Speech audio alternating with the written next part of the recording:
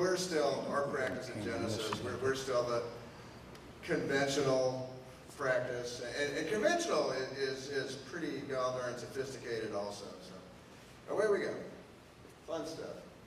But before we talk about that, and mainly for the folks that are just kind of brand newly diagnosed, just a little bit of background info, like where is the prostate? Does he have a laser pointer? Yes, it's the button at the top.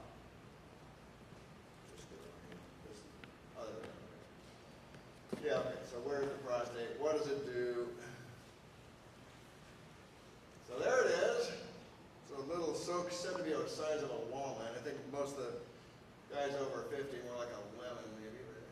It's a little bigger. It sits right at the base of the bladder and right in front of the rectum, and that's germane to the side effects we tend to produce when we treat somebody. And the prostate's in our body to produce semen. That's what it do. Okay. And also, another critical body part that terrifies men when they hear this diagnosis is the neurovascular bundle that supplies male erections runs right past it. So if you're doing surgery, you've got to worry about, can we take out this prostate? And the surgeons, nothing to do with radiation therapy. The surgeons, by the way, have gotten much better at dissecting off this nerve bundle and doing so-called nerve sparing. So just in terms of preserving the functions associated, the guy's potency, across the board, I think it's gotten better than it used to be. And also we have these miracle drugs. So, besides the drugs and the better techniques, it's a heck of a lot, more optimistic outcome on that aspect than it used to be, for sure. First things first, know your adversary. By and large, these are curable. First of all, or cancer scares the shit out of people. But some of the leading experts say, do we even have to call this cancer? And some of them really are very indolent. And if you did nothing, you might never even know you had it. On the other hand, some of them are pretty aggressive. So prostate cancers, like I guess the animals in the jungle are variable. There's gentle ones, not so gentle.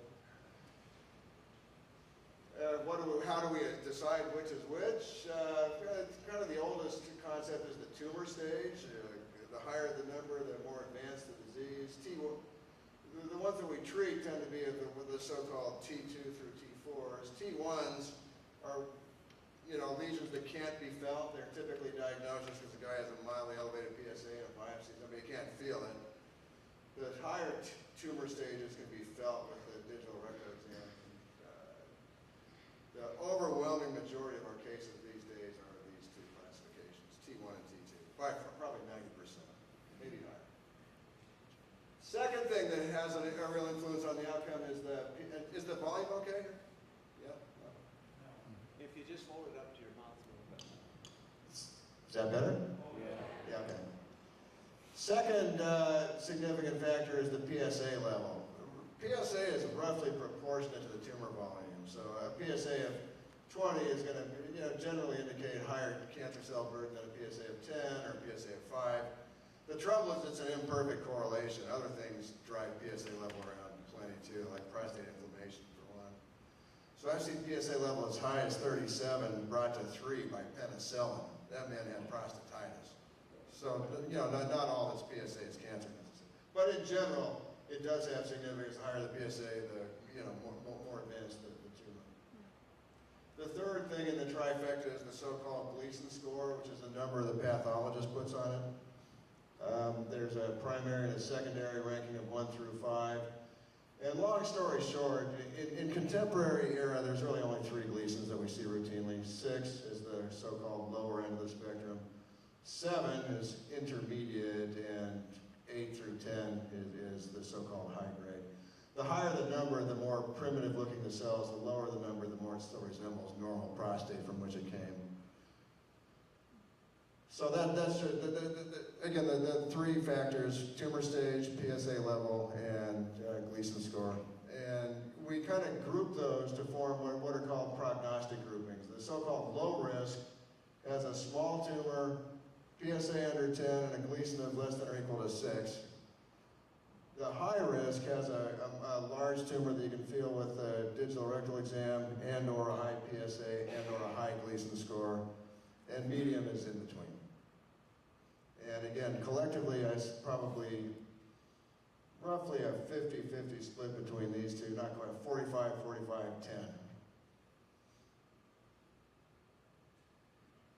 10. Different presentations kind of have different recipes for how we deal with them. For low-risk disease, actually the trendiest treatment is no treatment, it's so-called active surveillance. And that's not really the thrust of the talk, other than I think it's a reasonable thing if you have a real low-volume cancer and your PSA isn't doing much. Intermediate risk, meaning a higher Gleason or a higher PSA, those are still, a little bit more aggressive and highly curable, but just enough over the line of aggressiveness that it gets us off the dime from no treat to treat. And then the high-risk disease, your high Gleason, high PSAs, those are a little tougher to cure, and we tend to throw more things at them, combined modalities, hormone treatment and radiation, or different types of radiation combined, so more aggressive. Medical therapy, just a word or two, that's, AKA hormone therapy. That's just the concept of reducing the male testosterone. And that was the subject of a Nobel Prize in medicine in the World War II era, the finding that prostate cancer is extremely testosterone dependent. You remove the testosterone, you cause even advanced cases to go into a very nice remission. In the old days, it was the old-fashioned off with the testicles. Now there's drugs, and the neat thing is the drugs can kind of turn it off and turn it back on, so obviously that's a huge advance. There's body of evidence that combining this testosterone reduction and radiation is better than straight radiation, but that's a slippery slope, because most of the benefit is really when it was combined with the so-called lower power types of radiation. It's kind of called back into question now with higher powered radiation methods. So it's still appropriate for some cases, but question it. If anybody's had recommendations for hormone and radiation, just maybe get a second opinion, question it. Because it's a complicated topic. Suffice it to say there's cases that really probably need that, and some that don't.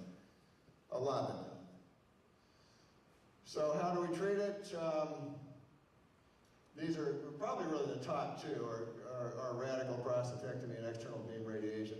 Brachytherapy means radioactive seeds, and that was really popular about 10 and 15 years ago, a little bit supplanted now by various external beam methods. When you meet the radiotherapist, you start to learn a whole bunch of letters, for one thing. So historically, what we used to do was a thing called 2D radiotherapy, which meant just lining things up by skin marks and x-rays, but you couldn't really see the target. And then down the list, things have advanced. Three-dimensional conformal means visualizing your target on a computer and actually designing on a CAT scan and then designing dose to wrap around it. Intensity modulated, IMRT just does what 3D does, but does it better. It's more sophisticated hardware and software. IGRT, image guided, means really taking measures to make sure the beam is hitting like all of the target all of the time. It's lovely to make a fancy dose wrap, but if you don't deliver it accurately, then obviously you're not doing the best. And proton beams are, again, kind of the trendiest thing. I can't really turn on my radio without hearing an ad for protons. And brachytherapy, low dose rate seeds and high dose rate, those are both very powerful methods. But to me, kind of the corny line is CyberKnife is the new brachytherapy. It has a lot of the same attributes. It's very focused, it's very powerful, it's very short duration. Because there's no radioactive material left in the patient, in a way it's kind of cleaner. And also you can keep tweaking it on the computer forever until you get it just the way you want it. Whereas when you plant a grouping of seeds, even if you're really good at it, the prostate swells, the prostate shrinks. There's a little more variability of outcome. In general, I think, just like the aircraft, things progress. And this is a pretty good parallel because radiotherapy and the airplane are about the same age. They were curing, baby vocal cord cancers and little skin cancers clear back as far as like 1915. And, the field has obviously progressed. I would say what I trained with was sort of analogous to this, and what we're getting into now looks more like this. So it's been a pretty cool progression. In the olden days, they couldn't really focus radiation deeply, so you would burn the skin before you get any kind of a reasonable dose to a deep target like a prostate. And then along came cobalt, which was the first kind of radiation, came in the 50s, a cobalt-60 source, which was powerful enough to deliver radiation to a depth, So that was the first big deal advance, and that was 1950s. And then 60s through 80s comes the linear accelerator, which is still the workhorse of modern radiation even today. But again, this is so-called 2D radiotherapy.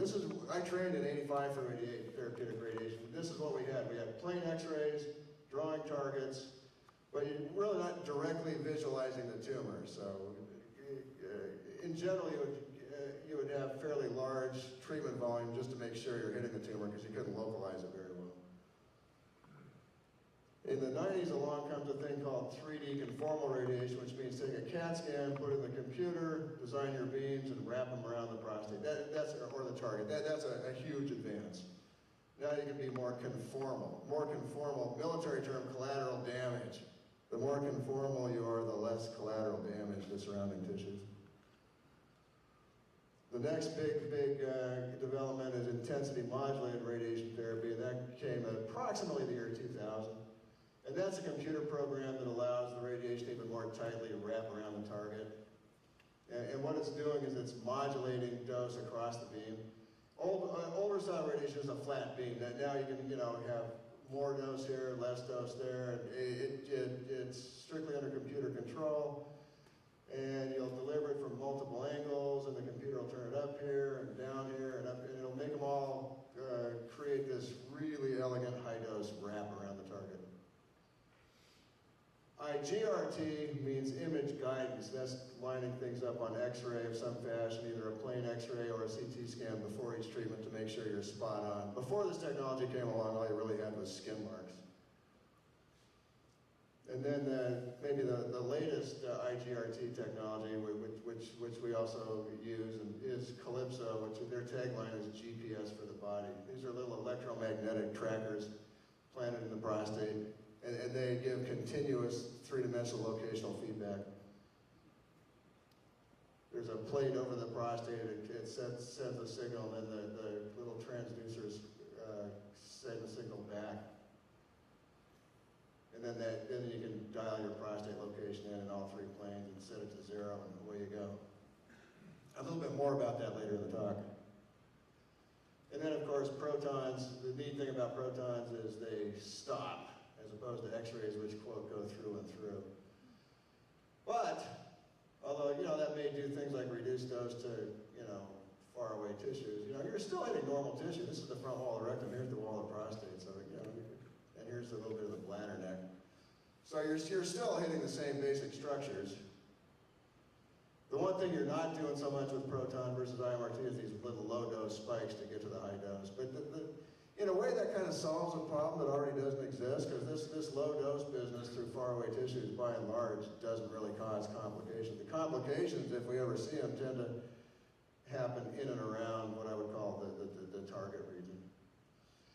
Protons, we think, would be a bigger deal for pediatrics, because this low dose to faraway tissues theoretically is a cancer induction risk, and kids are especially sensitive to that.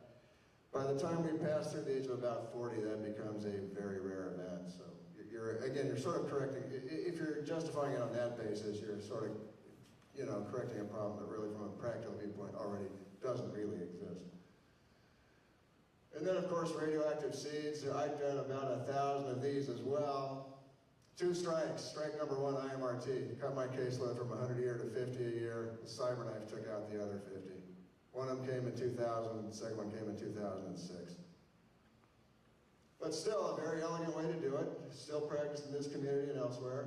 You have a large collection of radioactive seeds, and they create these hyperdosage in the peripheral prostate, highly conformal. So good stuff. It's just a little bit invasive and a little bit unpredictable in the side effects profile. That's kind of why I got out of the business. High dose rate brachy. This looks grisly. This is 17 catheters through the perineum into the prostate. But we have lovely drugs to get you through that. But what it does do is it creates an incredibly accurate dose ramp. Maybe, except for the invasive part, and before CyberKnife, maybe the most accurate method that we've seen. And another very cool property of the high dose rate is that cancer in the prostate tends to be around the edges, not so much in the middle. And these catheters also land around the edges, so they naturally concentrate dose right where the cancer tends to be, and relatively more sparing of the urethra as it goes through. And then my little project back in 2008 was publishing a paper in what we call the Red Journal, demonstrating that CyberKnife can create a very comparable pattern of dose intensification both in and around the prostate. So, I mean, the idiot's answer is jeepers. Everything high dose rate can do, CyberKnife can do, and it can do it non-invasively. So that's kind of been the working theory ever since. It delivers it through up to 200 individual beams that converge under computerized control.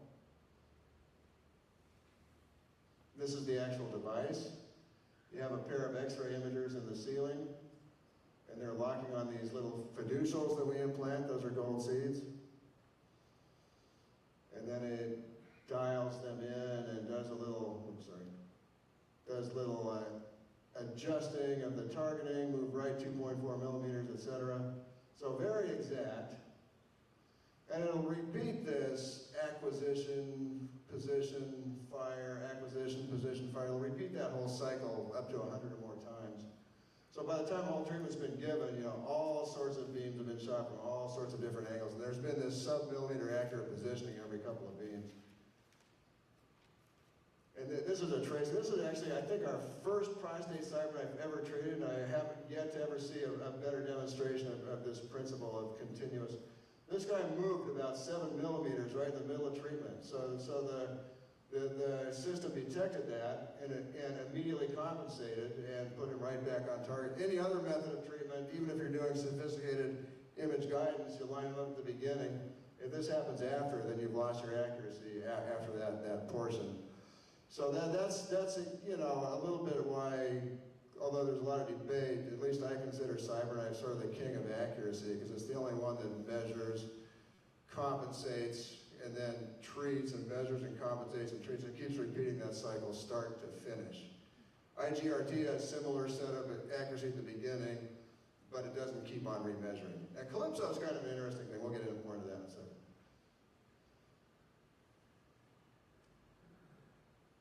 So there's a bigger blow up. So anyway, this is a simulated HDR image. And the deal, remember I showed you that slide where prostate cancer is out in the periphery. So high dose rate brachy puts it right there. CyberKnife also can be programmed to put it right there. And it curves it around the front wall of the rectum, so not too much injury to that issue. And another thing is because it's so accurate, we can draw our target volume. We still treat whole prostate, by the way. A lot of patients are under the impression we can only treat where the biopsy was positive. The trouble with that is this is kind of a patchy, multifocal disease, so we still have to cover the whole prostate. But what's really been changing through the years, we're covering it with tighter and tighter margins. So again, the CyberKnife is so accurate, we put on this skinny little 2 millimeter margin, and basically a 0 millimeter margin against the outer wall of the rectum. Back to this. And we can even make it do little donut holes of relative underdosage right where the urethra comes through. So you can really sculpt dose very nicely with this platform, and you can deliver it very accurately. This was where we were in 2009. This came from the original talk. We had just a. Is there any way, by the way, to bump that? I'm losing the bottom. Is there any way to tweak that just a tiny bit higher? I'm losing my x-axis. I don't know if it's fixable or not. Yeah, I think it is the top. Yeah, never mind. Although actually for the next couple slides at least, the bottom is, in a way, is more important.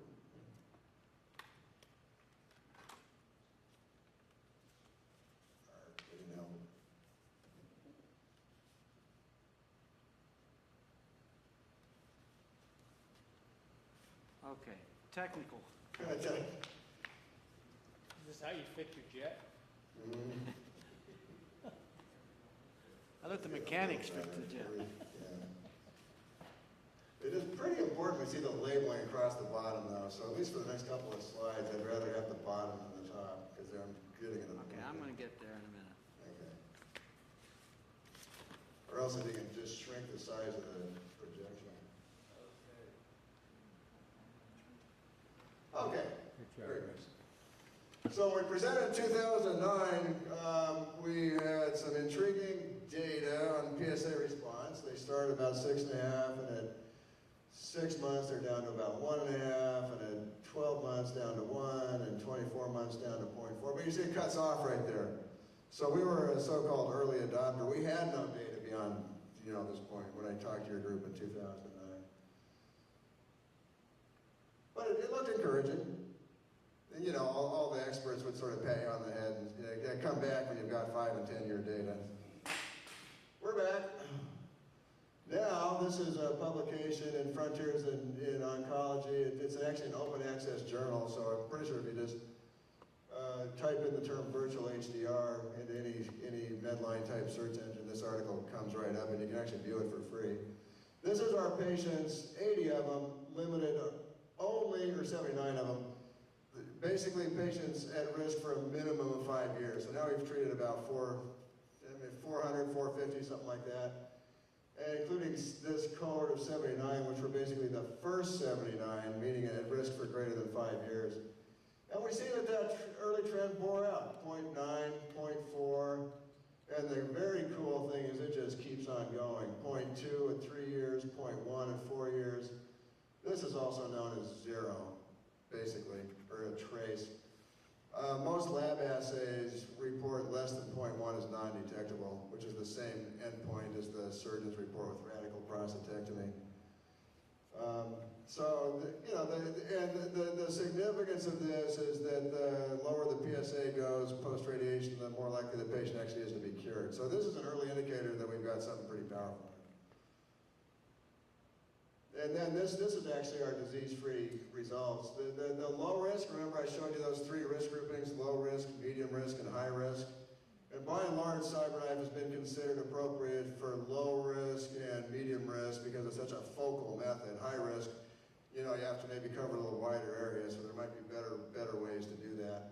But for low risk, basically the cure rate approaches 100% with minimum 5 years follow-up.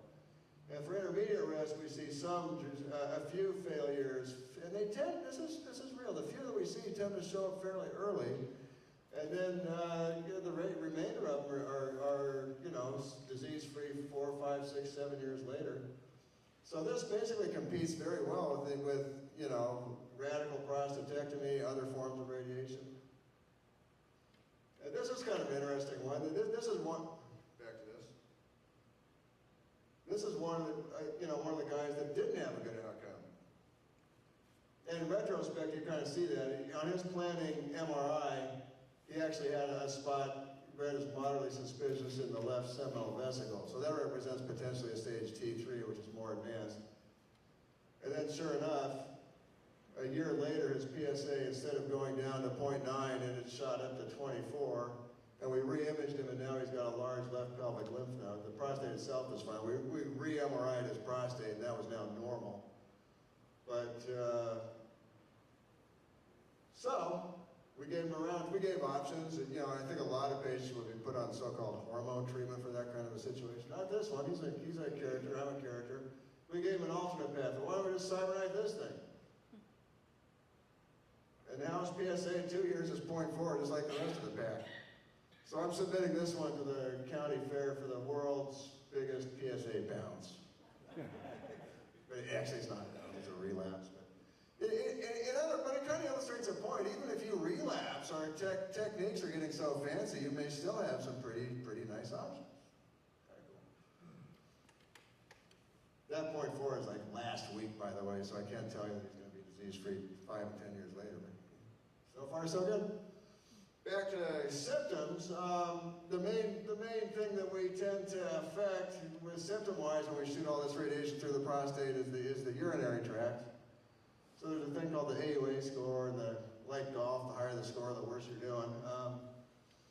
You see this 10-point jump in the so-called symptom score in 2 weeks, halfway better at 4 weeks, and pretty well gone by 2 months. So that's a nice recovery profile. My favorite drug for these guys is Flomax. And a cute anecdote, like a third of them were on it before I ever meet them for a thing called BPH, benign prostatic. Anybody here heard of Flomax? Yeah. Everybody. I put them all on it, so short term 100% of my guys are on it. And then at various speeds, different ones get off it at different times. And long term, about the same number are on it as the beginning. There's a big punchline here. You know what the punchline is, anybody? Ain't the same guys. So this tells you 2 things. 1, we accidentally cure BPH with CyberKnife, sometimes. 2, sometimes we scar down the urethra a little bit, and that guy who didn't need Flomax now needs it. The most common, though, is, 2 to 4 weeks of, symptoms and stuff. And most of the guys just kind of go back to the way they were. Prostate always shrinks. I've got literally hundreds, if not thousands, of before and after MRIs. I've never seen one not shrink, ever. But it doesn't always shrink in the same way. Sometimes it shrinks in a good way, everything opens up. That's a happy man. No extra charge for fixing your BPH. Sometimes it kind of implodes, and even though it's smaller, it's kind of wrapping around the urethra in an obstructive way. And then the toxicity incidence is, in the parlance, the toxicity rates are grade 2 and grade 3 are pretty significant ones. And it's a low number for the urinary invasive, pretty close to 0 for the lower GI tract. So high cure rate, low toxicity rate. The other thing, obviously, an awful lot of folks are concerned about is erectile dysfunction. And again, remember that first slide where we showed the nerves and also the blood vessels course right over the surface of the prostate.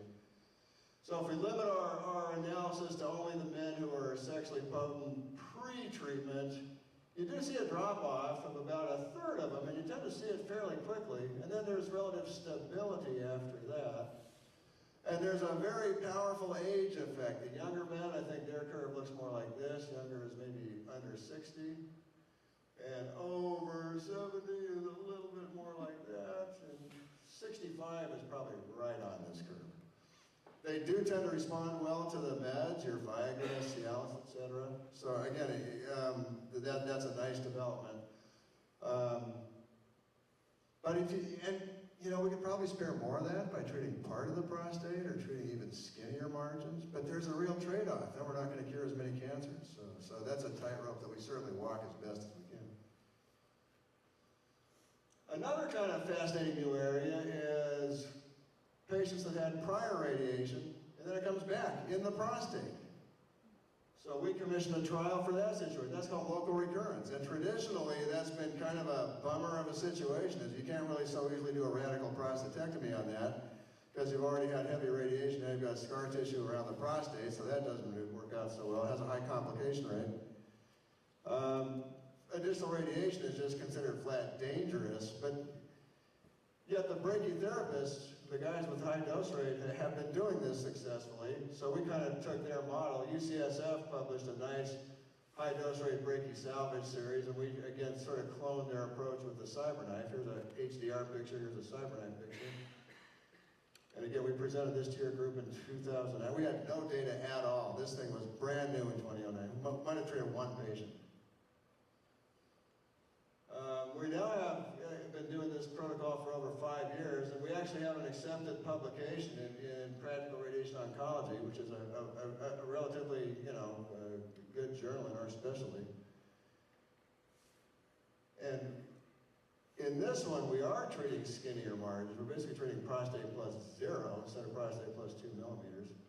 And we're using a lower dose. Our original dose is 3,800 centigrade and 4 shots, which is a high dose rate schedule. So that's the original recipe, strong one. This one's a little gentler because these guys have already been treated, so we don't want to hurt them. Fascinating stuff. Their PSA response, fewer of them, but their PSA response appears identical. And obviously a relative, still to this day, relatively preliminary project. But this is interesting stuff.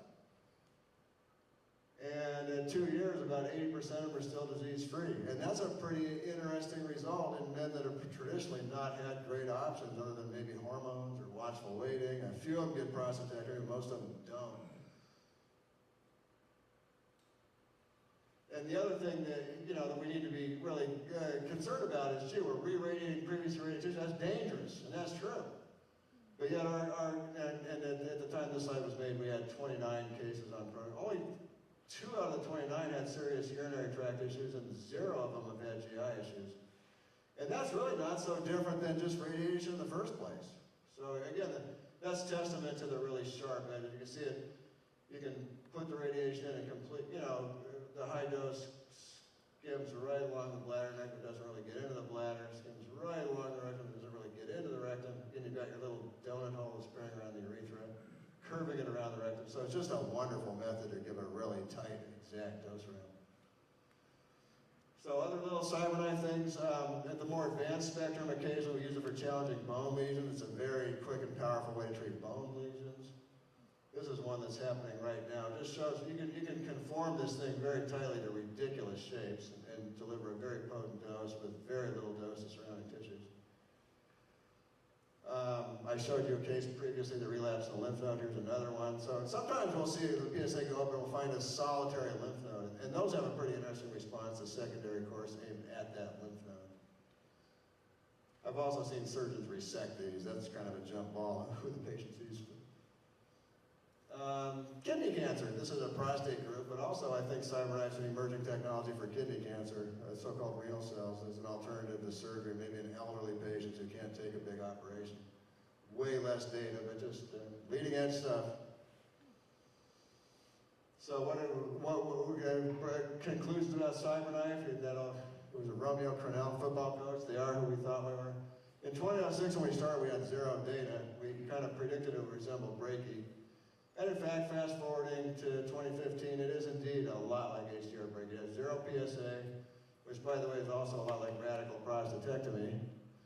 And by comparison, the so-called conventional IMRT has a PSA not quite zero, like 0.5.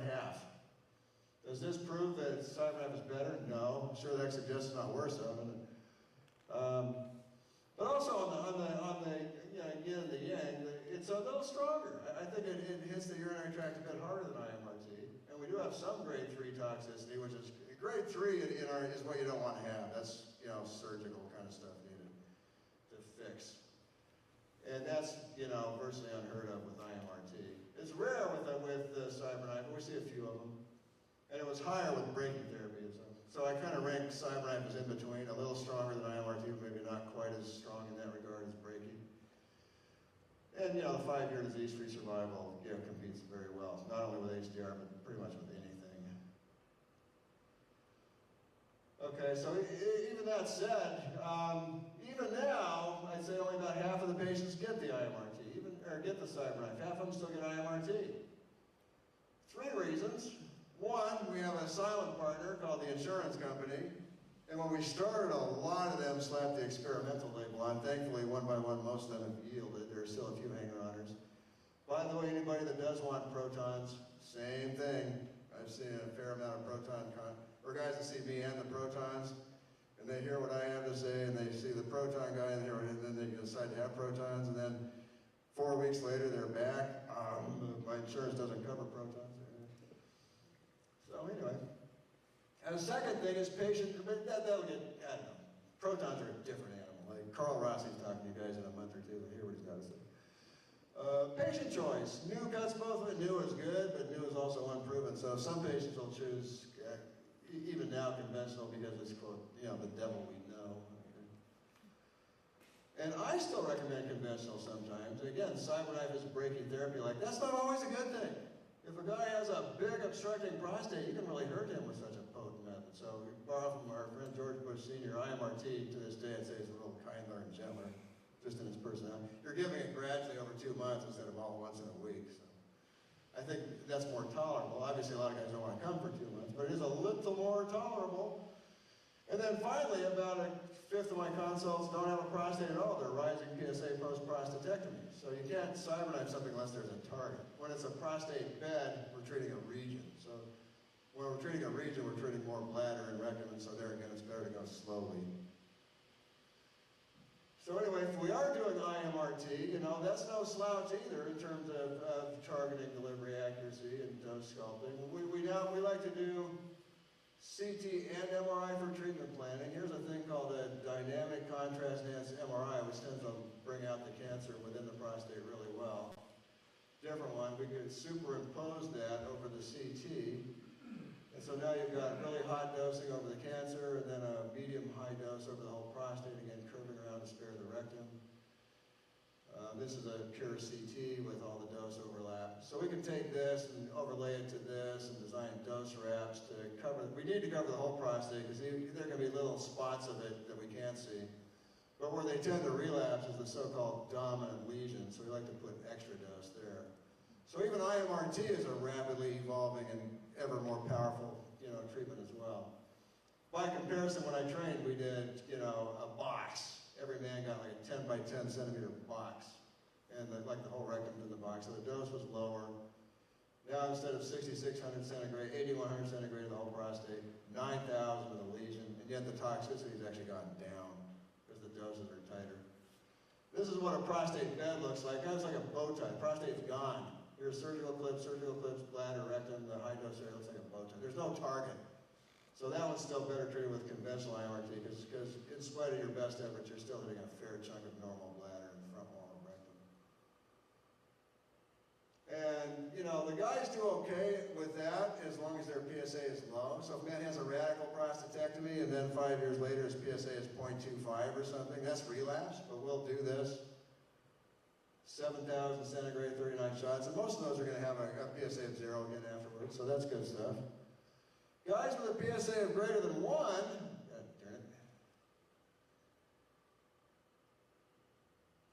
darn it, they're harder to control. Their cure rate goes to more like 50 or 30%. But now we're using this same concept of bringing MRI fusion to these guys. If a guy has a PSA of over 1 post-prostatectomy, not uncommonly you start to see lesions on the MRI, and we can hyperdose those and deliver with such accuracy while we're still doing that butterfly whole prostate bed thing. You know, we're seeing, you know, a lot of 0 PSAs, even with higher PSAs, with this extra, what I'll call kicking up a notch, due to MRI treatment planning. You know, these are kind of, so you can do an MRI of this guy with a large volume prostate bed recurrence before and after. So another neat thing about the MRI is in addition to PSA, it's a more direct thing you can look at just to see how your patient's doing. Good stuff. Coming down the home stretch. So the final couple of slides are about IGRT. We plant gold seeds in almost everything except those we're planting Calypso into. And this is an example of a company. This is a CAT scan made not by a CAT scan device but by our linear accelerator. And then you can line, this little red thing is a planted gold seed, and the white thing is the actual gold seed. This is the computer telling where it's supposed to be, and then this is us dialing it into where it needs to be. And again, you can see this allows us to dial everything in so you're getting skimming along the wall of the rectum, skimming along the bladder, high dose in the prostate, sparing everything around it. And then this is the other thing we do. We do X-ray matching. The computer rendition of where the seeds is these little shadows, and the actual seeds are seen on X-ray, and we line them up, and it makes a little adjustment. So the bottom line is we have several very accurate guidance methods. And then finally, Calypso, the new kid on the block, electromagnetic transponders. And again, they plate over the patient. By the way, Corey Leisure, we couldn't do this. He weighs 3, there are size limits on this. Excites and detects and updates 15 times a second. So these are a couple of our own patients. What we do then is we dial it in, XYZ, 0, 0, 0, and then we watch them start to finish. This is the 0 line. This is plus or minus 3 millimeters of add, since we've actually tightened this criteria to 2 millimeters. And as long as we're seeing these transponders stay within this boundary, start to end. Now this thing also becomes cyberknife-like in its accuracy. Anybody know why this thing is spiking? Oh yeah, it rests breathing. So these things actually give position so often you can actually follow the breathing cycle.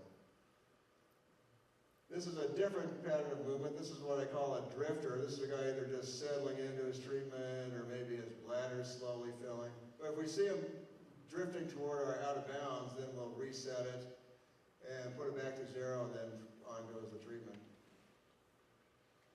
And this is what I call a jumper. This is either a gas bubble or a guy that did. There's no complete way to overcome that. So IGRT use, so our practice has a little bit of everything. We have Calypso electromagnetic tracking at our Escondido facility. We use gold seed fiducial-based tracking at our downtown San Diego facility. And we also use gold seed fiducials in CyberKnife. And CyberKnife basically is IGRT. It's just kind of a special, extra strong version of it. Accuracy, this is kind of my ranking. CyberKnife, sub-millimeter end-to-end. And Calypso tracks it at least as accurately, but it still has human eyeballs watching the tracing and adjusting, whereas the CyberKnife autonomously not only tracks, but corrects. So, but anyway, even the other methods are you know, ridiculous. When I trained, it was plus or minus 2 centimeters. Now it's either 2 millimeters or 1 millimeter, so good stuff.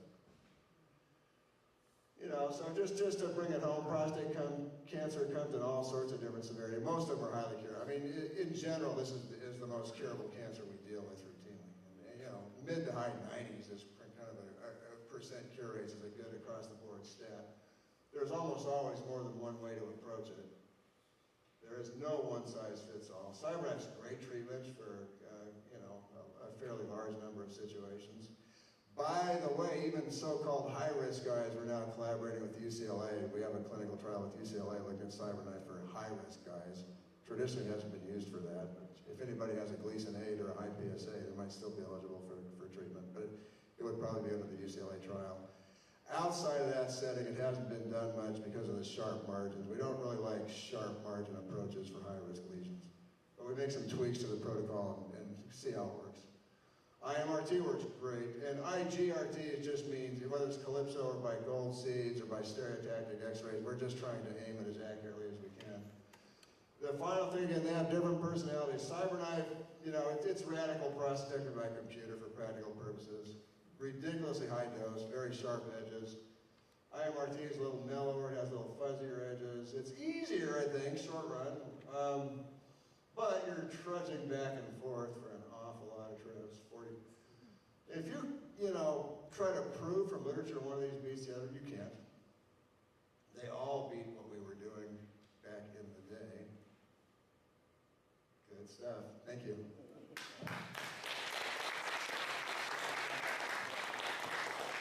Traditionally, what we do now is we take question and answers from the audience. Are you up for that? I'm good. Okay. I'm good. What I'd like to do is anybody that wants to ask a question, please put up your hand like Larry has already done. And I'll give you the mic because we want to get the sound on the DVD. So Mike, Larry, you had your hand up first. Thank you for an excellent presentation. Great stuff. I have 2 questions. The first question is, you suggested that CyberKnife was probably the most accurate. If I'm wrong, correct me. I'm going to go with that. Okay. For now. Calypso's pretty much in the same genre, but Yeah. So that's my question. Yeah. Okay. When would you use Calypso over CyberKnife? well, Calypso I consider, there are Calypso SBRT protocols. The more generic term is SBRT, stereotactic body radiation therapy. In particular, there's a chap named Connie Mance in Florida who has a series just as big as mine, using variant gantry-based Calypso, and he's producing similar results. So it's kind of dealer's choice. I like the fact that CyberKnife both detects and corrects autonomously, whereas with Calypso you have to actually human interrupt and reset. So it's, I mean, maybe they'll establish that feedback loop, and maybe that'll be Calypso generation 2. One other thing that I didn't really bring out, I got in big trouble with Varian for talking about this, sort of the picture. Calypso screws up MRIs. The Calypso transponders have little bits of iron, so they do this big bloom artifact. So if MRI is part of your treatment planning process, you have to do it before you plant the Calypso, which is fine. But when you do gold seeds in the prostate, those don't interfere with the MRI, so you can register gold seed over gold seed, millimeter by millimeter, so you can register the images more accurately. Otherwise, it's probably a wash, but that's why I'm going to still say I think CyberKnife sub-millimeter and Calypso sub-2 millimeter, because I think Calypso adds another millimeter of registration uncertainty. Kind of a complex answer. No, I think you addressed my question. Thank you. Good. The second question is, you mentioned a study at UCLA. Right. In terms of using CyberKnife, I believe. Well, SBRT, again, UCLA doesn't SBRT, have a CyberKnife. Okay, SBRT. So they're kind of doing what I said my buddy Connie Mance is doing. They're using gantry-based, non-Calypso. I think they're doing gantry-based gold seed IGRT. But like I quoted, they're doing 5 big doses. Who is the lead? Chris King and or Patrick Kupalian. Thank you so much. Sure.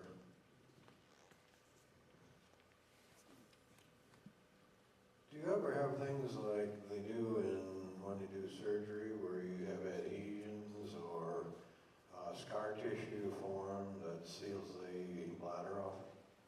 And that's more of a seed brachytherapy issue. Saw that twice early on with CyberKnife, like 2 out of the first maybe 25 cases. Maybe seen 1 or 2 cases since of that severity out of literally between 400 and 500 patients. It does have that potential, and we do have to select our patients carefully. The guy that you'd worry about is his urethra is 90% obstructed from a lot of prostate hypertrophy even before we treat him, and then we can be the proverbial straw that broke the camel's back. So yeah, that's what I was referring to, grade 3. Those are grade 3s when you completely shut off the urethra or heavy bleeding from the bladder neck, but those are pretty few and far between, thankfully. But yes, it's powerful stuff. It does have that potential. As a matter of fact, I did have SBRT. The relationship between Novartis and CyberKnife. Differential. I'm sorry? The differential value, if any, between Novartis, UCLA, and CyberKnife. Again, Novalis is just gantry-based, conventional linear accelerator, and they use gold seeds to lock on the target. And, you know, they don't detect start to finish like the CyberKnife. So it's not that end-to-end detect, position, treat, detect, position, treat. They have a rebuttal to that, though. The variant gantry orbits around in like 60 seconds, whereas the CyberKnife takes like 45 minutes. So their rebuttal is we don't need no stinking interfraction tracking because the thing pumps it out so fast it doesn't have a chance to move. So, you know, on goes the debate. And again, is it the golf club or is it the golfer? You know, in skilled hands, I think a number of these devices can be made to do a pretty fancy job. Good evening, doctor. I'm considering having low-dose brachy seeds in another month or 2. Okay. And once they're put in, and if I have a reoccurrence, does that limit once those titanium seeds are in there? Yeah, well, first of all, if it's a high-quality seed placement, local recurrences are, you know, virtually never seen. You're into that 98, 99% kind of territory. You know, our CyberKnife salvage protocol, one of those cases was a brachytherapy failure. By coincidence, that's one of our 2 severe complications. Even in the first place, seeds are a little more powerful than conventional. So it might be that particular individual, he somehow, his cancer grew back after seeds. He already had kind of smoldering complications even 10 years later from the seed case. So again, I think we just tipped him over the edge. But you know, that's the exotic. Most seed cases just flat don't recur, period. And again, I've pretty much done about 1,000 of those. It was one of my guys. He was 77 when I seeded him. He was 87 when I CyberKnifed him. He has grade 3 urinary stuff. But he's still glad he did it. We took out a recurrent Gleason 9 lesion with the CyberKnife. But he paid a price. But you've always got options. And also skilled surgeons, really skilled surgeons can do radical prostatectomy. You're like a relatively young fellow. If you're young and healthy and slender, and God forbid you fail, you know, you might also meet a skilled surgeon. But probably the answer is none of the above. You ain't gonna fail. I need to see a hand. Who's next? Oh, okay, back up there again.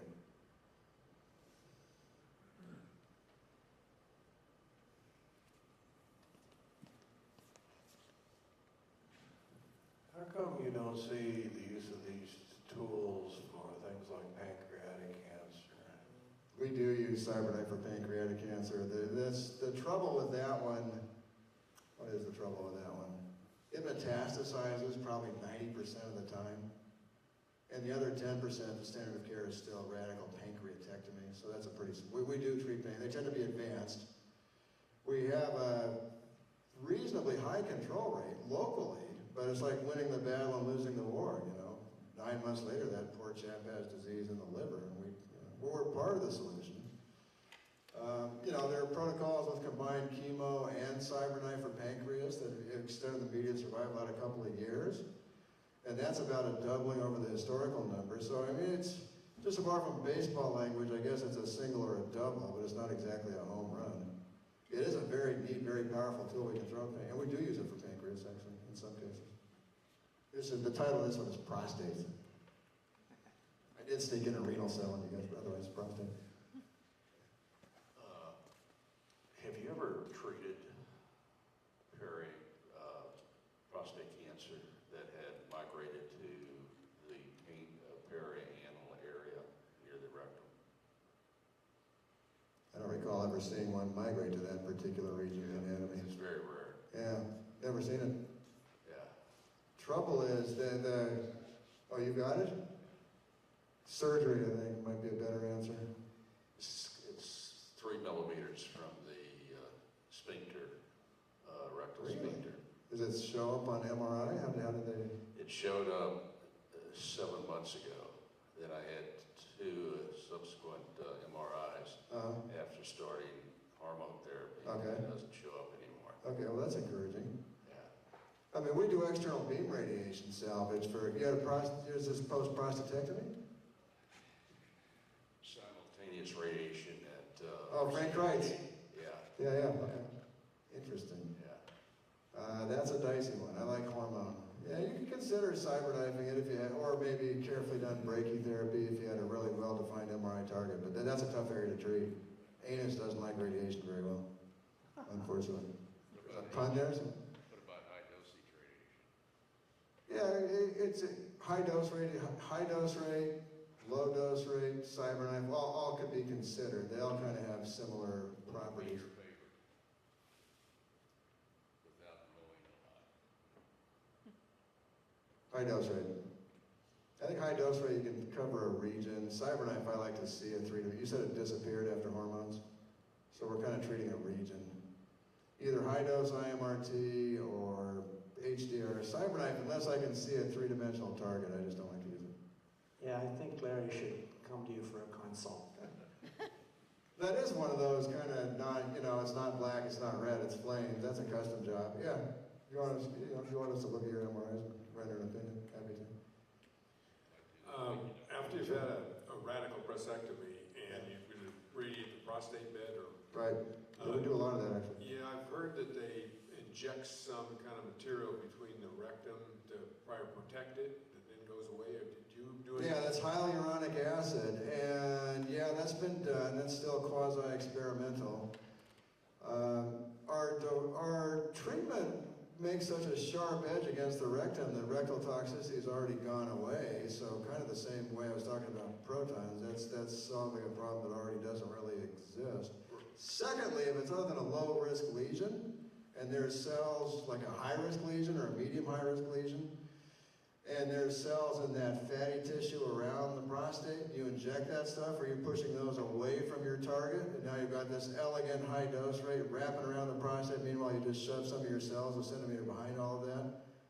So it's an interesting concept, but I'll let somebody else define that one.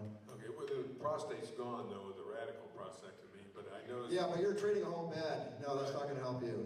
And that's not where it's done. It's done with intact prostates and build a buffer between the back wall of the prostate and the front wall of the rectum. That's not what we're doing at all with prostatectomy. You don't know where the cells are. You just know they're in that region somewhere. You do have to hit the front wall of the rectum, the neck of the bladder, and all those tissues in between. So, but when you showed the sharp edges, does that help protect that? Well, yeah, that's no sculpting. That's a different animal. Again, kind of a complicated topic. But the hyaluronic acid, again, is a spacer between the back wall of an intact prostate and the front wall of the rectum. You wouldn't really help the situation by doing that in a prostatectomy bed, because you're covering that whole region with or without that injection, including the front wall. Because the surgeon peeled it off the front wall of the rectum. So you have to hit the front wall of the rectum. Yes, you had stated that CyberKnife is used only for intermediate and low risk. I'd say that with an asterisk, more like mostly. Yeah, go on. Okay, what would be the dangers, or would you? I have a Gleason 8. What's your PSA? With Avidart, it's about 2.9. How many cores out? How many cores positive? Just one core. So you're more like a technical high risk. You're actually more like a medium risk. I'd cyberknife you in a heartbeat, but there's not much data. So, what is the reason why you normally don't treat? Okay, so theoretically, high risk has more chance of significant tumor burden outside of the prostate as well as inside of the prostate. It can spread to lymph nodes. It can grow up the seminal vesicles. It can invade the fatty tissues around the prostate. So if any of that's going on, you actually want to treat with a fuzzier margin. You do these 4 or 5 whopping doses to a fuzzier margin, then the toxicity profile becomes scary. So it's better to, remember I said George Bush, kindler and gentler. If you're treating a bigger area, it's a little better to go slowly. That said, there's also a group of high-risk cases where, and you almost sound like one, where technically you're in the high-risk bin just because of your Gleason score, but you're going to act more like a medium risk. So, and the UCLA protocol was really written with that kind of case in mind. So again, that's worthy of consideration. If I saw you, I would enroll you on the UCLA protocol. As opposed to regular IMRT? Or do that. Rock, paper, scissors. April of 2012, I had radical prostatectomy, 170-gram prostate, and Maxwell Smart, that's the second biggest prostate I ever got, one. and had metastasized to seminal vesicles and lymph nodes. They took out 7 pounds of cancer, 3. I got down to 0.01. I'm right now 0.11. So I guess that's okay. If it shows up and it's in the lymph nodes, what do you recommend? Yeah, lymph nodes are, according to, I'm sorry, you've got this going on, or you're asking what if it does show up there in the future? Yeah, what if it shows up in lymph nodes? I did follow up with IMRT and a prostate bed, so they hope they got it if it's in other lymph nodes, but there's no way to tell unless it shows. Yeah. So the early warning will be your PSA will go to 1 instead of 0.1, and then maybe 5, and it'll do this. And that doesn't tell you where it is, that just tells you something rotten in Denmark, doesn't it? So then the next thing is the proverbial $64,000 radiology workup. I like sodium fluoride, PET CT, conventional CT, and MRI. Star Trek tricorder, interrogate your whole body. If you find a localized focus anywhere, a solitary focus, whether it's a bone or a lymph node, that's a fair target for cyberknife. Lymph nodes are kind of a quirky intermediate. They don't do as well as localized, but they do a heck of a lot better than bone. It's kind of a fascinating little subtopic. How does cyberknife work on spots on the spine? Very well. If you audit 100 consecutive cyberknife cases that we do at any given time, I would bet 14 of them are exactly that. That's one of its original indications. The thing was invented by a neurosurgeon, by the way. Its original application was brain and spine. Works very well. I think for Mike's question, I know his case very well. You need to address oligometastatic disease because he's beyond that. Oligometastatic means something like 1 to 5 lesions. And again, that's kind of the same comment I made about lymph nodes. True widely metastatic, that's bad. That needs hormone treatment. Hormone treatment, controls it for 5 or 10 or 15 years, that's good, but it's not curable by local measures. Oligometastatic is kind of this emerging category where there's a little bit of metastatic disease, maybe 1 or 2 or 3 spots. And if you somehow definitively treat those 1 or 2 or 3 spots, not with hormone, but just with surgical resection or cyberknife or pick your poison, some of those patients, their PSA will go straight back close to 0 and stay there for a good long time. Are they cured? Most of them, frankly, probably not. Did we kick the can down the road for 2, 3, or 5 years? Yeah, sometimes. I'd have to, but spine lesions, do you have 1, 3, 6, 25, don't know? Yeah, Get specific. Where Mike's going with that is he has multiple bone lesions.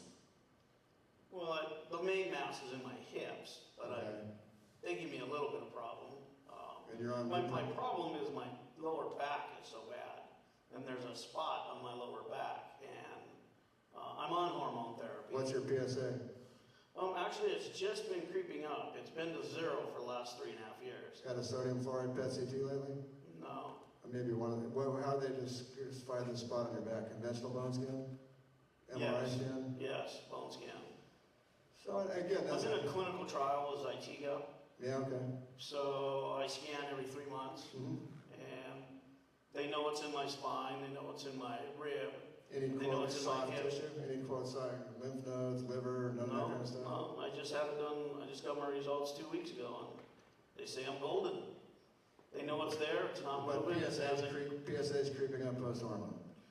Well, that just came on, that was last visit, it just creeped up, so they said, well, So first of all, 50 million Americans have back pain. We need to make sure it's prostate cancer, not DJD of your L4 or 5.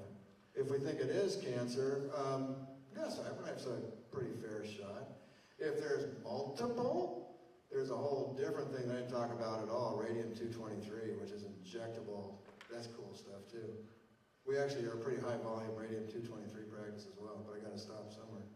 But you know, any case like that, if you really want the right answer, you know, let one of us look at all your imaging, all your PSA, your biopsy. And I was just kind of going down the road if that spot on my bottom on my spine is pushing on something or creating something. We cyberknife those. Yeah, we cyberknife those effectively all the time. All right. That case I showed with that crazy dose wrap is exact. That's a sacrum bad one. Yeah, works well.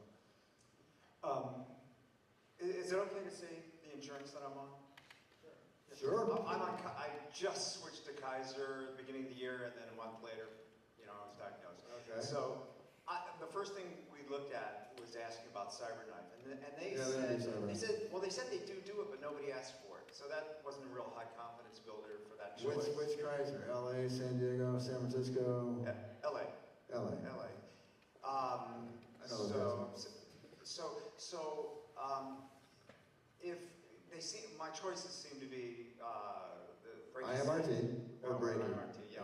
I don't want the prostatectomy. So if I want to go with CyberKnife, is there an option through Kaiser where I can see you? No. I don't think so. I mean, I'll run with that one a little bit. Kaiser isn't the, so basically they don't cover it. They don't say that, but they don't. I mean, they don't not cover it. They just don't give you a pathway to do it. I guess. Yeah, they said there's nobody. They have done it, but they don't have it. Nobody asked for it. They haven't done it. Kaiser don't got a cyberknife. Kaiser San Francisco is the only Kaiser that even has cyberknife, and I think they use it mostly for brain. So SBRT, they do. Yes. Again, cyberknife's like the word cyberknife is like Ford. The word SBRT is like car. It's more generic. They have methods for doing SBRT. You could ask them if they have an SBRT protocol. But yeah, if you specifically ask for cyberknife, they ain't gonna offer it. So if I go on hormones until I switch insurance in November, December, then go for CyberKnife. Nancy Reagan, just saying, what's your PSA and all that? Let's see, I went from 4.4 a year ago to 7.5. I had Gleason? My Gleason was a 0 last year. Now it's Gleason now it's is 7. Yeah, 4 plus 3 and 3.3 and 3.3. It's in the apex, or no, in the mid. Left mid is the 4.3. I think hormones to put the fish in the refrigerator is a bad idea, actually. It kind of burns options. I don't like hormones with cyberknife because then you've got a shrinking target, and what is your target even? So I would resist the temptation to do hormones, maybe seek an outside consult. Ask first if they do SBRT non-cyberknife. That's not unreasonable. Do they talk about that? Yeah. Yeah, that's them all right. And remember too, where they're good, you know, if you took them to court, you don't got a leg to stand on. But we can't prove any one of these beats any other one. I mean, the only thing I can absolutely tell you is CyberKnife is 1 week and IMRT is 9 weeks. All other differences are speculative. I think CyberKnifes are powerful, and I have some data to back it up because it shoots the PSA to a radical prostatectomy-like number, where IMRT not quite so much. But even that provokes all sorts of debate amongst our topping heads. What does that mean, Alan? In 2009, you were delivering SBRT in 4 sessions. Correct. I don't know if you still are, but you know, Yes. what have you learned in the last 6 years? Not only as far as number of sessions, but GYs and things like this. Are there any improvements that you made with all the information that's been coming out? I'm pretty sure I'm the only CyberKnife doctor in the United States that has 2 different recipes. Everybody has one or the other. My original recipe is 3,804 shots, just like you said. That's based on the Alvaro Martinez high-dose rate brachytherapy regimen. Very powerful. Question 9 years into this game is it, cheaper, 7,000 nukes of Russia might have been enough. Is this like 14,000? Maybe we can scale back a little bit. So our recurrence protocol scales it back to 3,405 shots instead of 3,804 shots. That's a gentler regimen. We now are offering both options, and that's an informed consent discussion with each patient. And a little bit I steer him based on what I'm seeing. If it's a high volume Gleason 7, he's still getting the original strong recipe. If it's a lower volume 6 or even a low volume 7, that's more likely to get the gentler recipe. That's kind of a complex discussion. Parallel with us, a whole bunch of other CyberKnife guys in the US are using 3,625 centigrades and 5 shots, a lower dose than ours. Their results look quite good. I read from, I see that there's a Dr. Katz.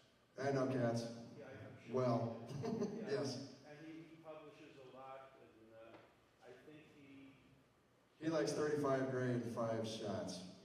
That's not enough. Outside of, and when I say 34 grade 5 shots, we're doing that HDR like intraprostatic boosting. He doesn't do that. He does uniform dosing. Yeah, but he says that he has like a 96% success rate among low volume disease. Yeah, we all have a 96%. Even old style 2D radiation has 96% for a couple of years. Less side effects, he said. You know our recurrence protocol, the one I talked about? We have one case, self-referred from another state, who got that exact regimen, who had a local relapse 5 years afterwards. We CyberKnifed on the recurrence protocol. His PSA never went to 0 first time, went to 0.6. Now post-CyberKnife it's 0 with this high dose rate molding business. So even when we say 3,400 or 3,500, you also need to understand how are we designing it. Again, our shtick, our deal in San Diego is we make it very much resemble high dose rate brachytherapy.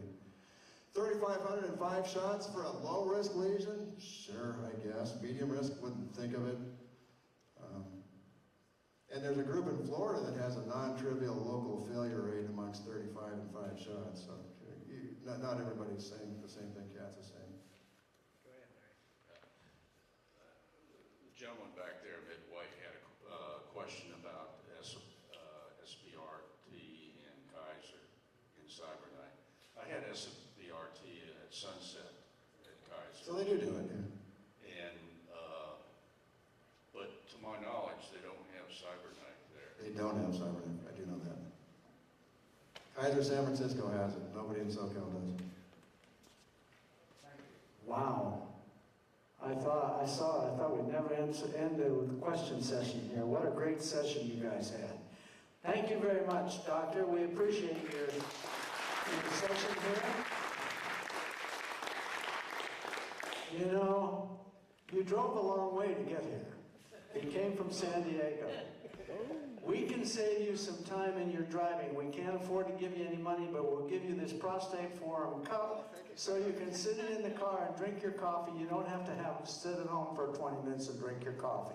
So we saved you time instead of money. Thank you very much, Doctor.